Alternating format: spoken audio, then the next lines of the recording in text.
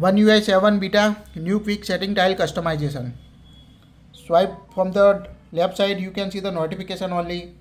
To show the quick setting tile, swipe from the right side and you can see the new look of the One UI 7 beta on your Samsung S24 Ultra, S24 Plus, M24 series.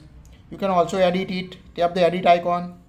Now here you just long press the widget or quick setting tile and move it the top you want to customize. So very helpful feature to customize your quick setting tiles like this on latest One UI 7 beta on your device. You can also see the panel settings. Tap on it. Here you can choose notification and quick setting view. Here by default separate. Now when you set the together, you can see both notification and quick setting like this. Just swipe down notification panel and you can see the both notification and a quick setting tiles in the one panel.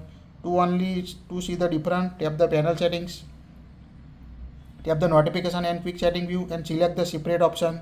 So select the separate. Now you can only access the notification by swipe from the left side or for right side. You can see the quick setting tiles on the latest One UI 7 beta S24 series in India.